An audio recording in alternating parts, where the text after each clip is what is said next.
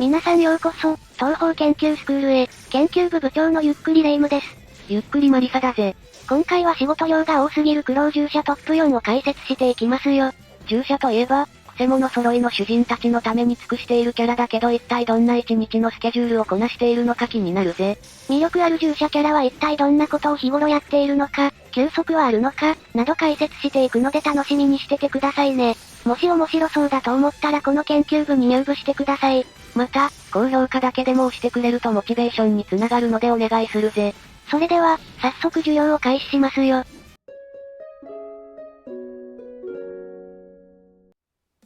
さて、まず紹介するのは八雲ゆかりの従者を務めている八雲蘭です。八雲がついてる通り、彼女は八雲ゆかりの式神です。幼獣は尻尾が多ければ多いほど、魔力が高く長ければ長いほど賢いと言われています。そんな幼獣の中で最高潮に君臨するのがこの九尾の狐八雲蘭なんだよな。蘭は普段から八雲ゆかりと同じ家に住んでいて、ゆかりの代わりに幻想郷で行動しています。また、数学の得意な主人からの影響か非常に知能が高く、蘭姉ちゃんも数字が強いです。おい蘭姉ちゃんと呼べるのはコナン君だけだぞ。人間の想像をはるか上を行く計算を瞬時にやってのけるとのこと。ただ、計算するのは新しい発想を生むというよりはすでにあるものを分析したり求めたりすることです。ですので、小説版東方暴月賞ではレミリアのような自由な発想をゆかりから求められていた描写がありました。レミリアはコウマ間の地下に海を作ろうとするぐらいの発想力だもんな。好きなものは油揚げで、豆腐屋さんに行って油揚げを買いに行くそうですね。また、日頃の食材も人里で買っているようですね。八雲蘭はゆかりのお世話はもちろんですが、幻想郷に変化がないか、結界のほころびが出てないかなどを定期的にチェックしているようです。おいおい、あの広い幻想郷の管理を一人でよくできるな。異変を解決するのは、レ夢ムやマリサですがその後の最終チェックを行っているのは全て八雲蘭でしょう。東方地霊殿での異変後、恐ろしい妖怪のいる旧地獄に行ったり、また東方奇形獣の異変後、荒くれ者がたくさんいる畜生界の様子も見に行かないといけないのでかなり大変でしょうね。幻想郷の片付け役、いわば幻想郷のお母さん的存在だな。また、主人の八雲ゆかりは、その攻撃手段として八雲蘭を呼ぶことも多く、映画ショーでは一緒に出演していますね。つまり蘭が寝ていても、ご飯を食べていてもいきなり呼び出されて攻撃の参加をしなくてはなりません。お食事中に弾幕で呼び出されるのはきつすぎるぜ。絶対どっかの弾幕で蘭が食事しようとしていたちゃぶ台飛んできてるぞ。間違いない。また、ヨーヨームでチェンの敵討ちに臨んだことを式神として不適切な行動ということで、ゆかりにお仕置きされているので、なかなかゆかりは厳しい主人ということがわかりますね。おそらく蘭としてはチェンのために戦闘経験を増やすためなのでしょうが、自分の式神であるはずのチェンもいまいち言うことを聞かせられていなかったりと、主人だけではなく、式神のチェンのお世話も行っているのでかなり大変でしょう。しかし、書籍によるとチェンを含め3人でいることもよくあるようで、仲の良さがわかります。八雲家の関係性も気になるよな。磯野家の真の関係性も気になるけど、今磯野家は関係ないよね。そして、主人である八雲ゆかりはなんと1日22時間以上も眠り、さらに冬眠までしています。ですので、冬場でも作業はあると思いますが、まだ主人が寝ている分動きやすくなるのでこの順位に落ち着きました。待って、これで八雲蘭が第4位だとしたら他のキャラヤバすぎじゃないか？マジでやばいですよ。さて、苦労人従者第3位は魂魄ヨウムですね。魂魄ヨウムは、冥界に住む半人半霊の庭師で、白翼楼の庭を手入れしています。性格はざっとまとめると従者らしく真面目ですが、やや天然な部分があり未熟な性格です。主人である西洋寺ゆゆ子の剣術指南役でもあるんですよ。まあ簡単に言うと、警備役ですね。この突然下ネタを吐く程度の能力を持つレイムさんの警備もしてほしいですね。名前に8がつくキャラはみんな巨乳説。いきなりやめてもらっていいですか？冗談はさておき、ヨウムは毎日のように剣術の練習をしています。剣の師匠はヨウムの祖父でもある魂魄陽気。ですが、教えも半ばに突然姿を消したので、ヨウムは未熟真っ盛りです。さらに、ヨウムの両親がどこへ行ったのかは不明ですね。人には見せてないけど、結構精神的にも辛そうだな。まだ精神的にも子供っぽく、映画ショーのエンディングで感受性が強いということが判明しています。ですので、何かに影響を受けやすい性格なのかもしれません。だから結構作品で口調が変わったり髪を伸ばしてみたりしているのか。魂魄家は、純粋な幽霊ではなく幽霊と人間のハーフの家系です。また幽霊は姿形が不定のため、純粋な幽霊で個人を特定できるものは少ないんですよ。そんな業務の生業は、多くの場合庭師として迫力楼の幅200湯順にも及ぶ広大な庭の手入れを楼管剣と白楼剣を使い、なんと一人でしています。ところで霊夢さん、200湯順ってどれくらいなんだ1湯順の長さは、仏教では約 7.2km なのに対して、古代インド基準では約 11.3-14.5km 前後とされているようです。仮に1湯順イコール 7.2km で計算した場合、200湯順は約 1440km になりますね。一辺が 1440km としたら、その広さは約207万3600平方キロメートル。つまり東京ドームがなんと約44個分にもなります。いや迫力楼精神と時の部屋並みに広すぎやろ。それを毎日こなしている業務もまたアルセウス級に凄すぎますね。いやさっきから私たちの例えがわかりづらい。それにもかかわらず、お給金も休みももらったことがないとのこと。ゆゆこ様なかなかの厳しめな教育。ただし、料理などは他の幽霊がやっているそうです。おお、他にも迫力楼で働いている幽霊もいるのか。業務の一日は、まず朝は迫力楼の主人より早く起き、庭の見回りを行います。昼は庭の手入れと剣の修行をしつつ、お使いを頼まれればお使いに出かけ、夜はまた見回りを行い、迫力楼の主人が寝たのを確認してから就寝するというこの時、侵入者を発見すれば、妖怪だろうと人間だろうと、直ちに切りつけるそうです。私も業務の布団の中に入ろうとしたら切りつけられました。いやそれ流浪に献身の十字傷やないか。少しのんきな業務だけど、なかなかのハードスケジュールをこなしているんだな。しかも、お給料も出ないとか真面目な業務ぐらいじゃないとなかなかこなすことができないぜ。また、業務は人里によく買い物をするようですが、あの世からのお迎えに来ているみたいだと言われていますよ。よし業務、その人は切りつけていいぞ。いけません。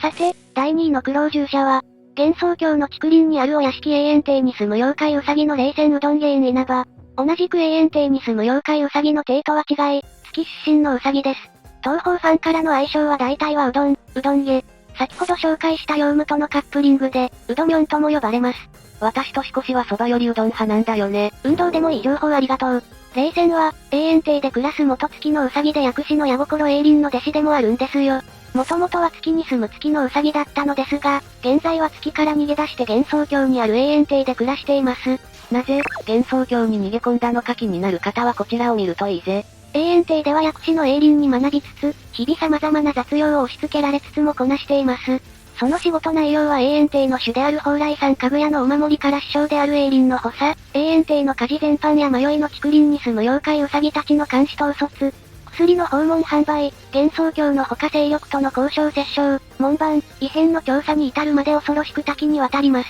おいおい、このような作業をこなしている霊仙超人すぎるな。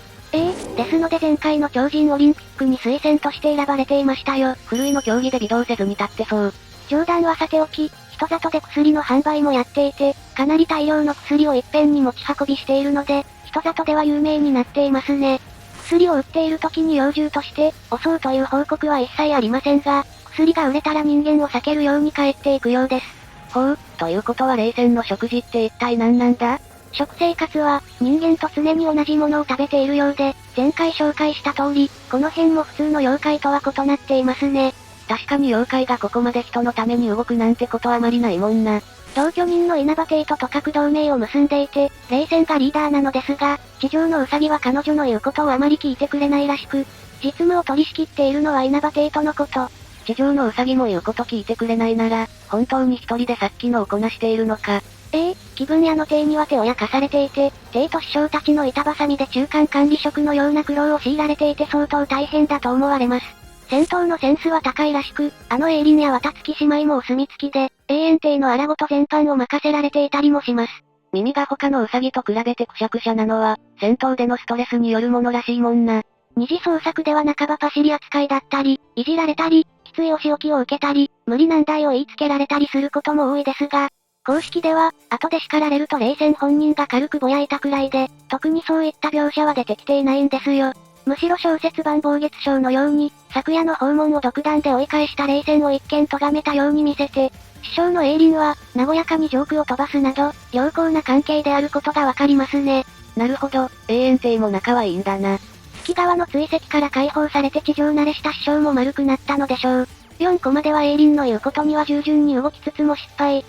時のきついお叱り、お仕置きを恐れていますね。玉の優しさには素直に喜びつつも、突然優しくされた時は偽物ではないかと疑ったりも。それからしばらくして、鈴菜庵では勝手なことをしたためにエイリンに耳を引っ張られつつ軽く怒られています。なんかほっこりする関係性だな。で、なんでレイムさんは泣いてるわけ？私もエイリンに耳を引っ張られたい。それだったらちぎれるぐらい私がしてあげますよ。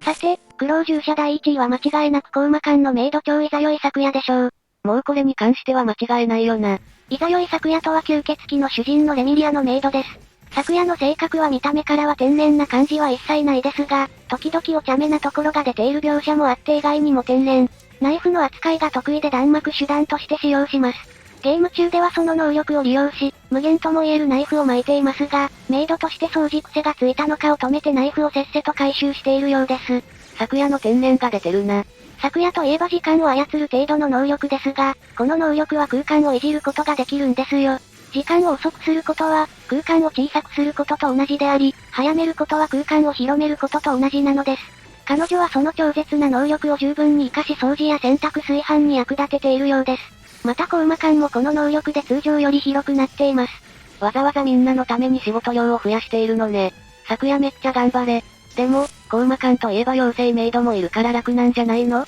結論から言うと、この妖精メイドはあまり役に立っていないとのことです。コウマ館のメイドは、質より量の信念で大量の妖精を雇いその中で唯一の人間の彼女がメイド長として、妖精メイドに指示を出しています。ですが、妖精メイドのやれることは1日を使って洗濯ぐらい。役に立たないからと妖精メイドたちの仕事まで一人で引き受けてしまったり、宴会の用意を一人でしながら気を使わせないようにその姿を隠したりしています。咲夜頑張れー。現にやっているメイドの妖精たちは給料の代わりに料理やお茶のために働いているのです。なぜなら咲夜の料理の腕は皆から絶賛されるほど。ズンさんによれば、投げナイフの腕と料理の腕は比例するらしく、そのため彼女は料理もうまいようです。確かに咲夜のナイフさばきなら、料理も美味しく作ってくれそうだよな。もし、コウマ館に入ってしまったら食用にされる前に咲夜さんの料理を食べてみたいですね。また、辞めることも新しく勤めることも自由とのことで、なかなかのホワイト企業だということがわかりますね。その代わりメイド長の仕事は過酷。迷路のようなコウマ館の掃除、我よを言うお嬢様の世話、役立たずの妖精メイドの管理、人間の里に買い出し、無駄に豪華な料理を調理と、休む暇はない。これだけの仕事量を一人でこなすには、時間でも止めないと到底無理でしょう。現に止めて掃除しているようだしな。コウマ館のメイドは、休憩はなくプライベートも存在しないようです。なぜ悪魔の住むコウマ館で働き吸血鬼に信頼されているのかは謎のままです。ただ、幻想郷演技を書くアキューから見ても、本人を見る限りでは、吸血鬼に仕事を強いられているわけではないことはわかるとのこと。アキューは実質1000歳以上生きている人間だから確かだろうな。いざよい咲夜が使える吸血鬼にして主人であるレミリアとの関係は、種族心から忠誠を誓っていますが、従事という言葉から感じるジメジメしたくらい嫌な感じは全くせず、サバサバとしています。ほとんど子守のような感じになっていますね。特にエイヤショーでのやりとりを見るとわかるぜ。さて、今回はここまでにします。皆さんの好きな従者キャラがいたら教えてくれよな。それではここまでご視聴ありがとうございました。ご視聴ありがとうございました。グッドボタンとチャンネル登録よろしくお願いします。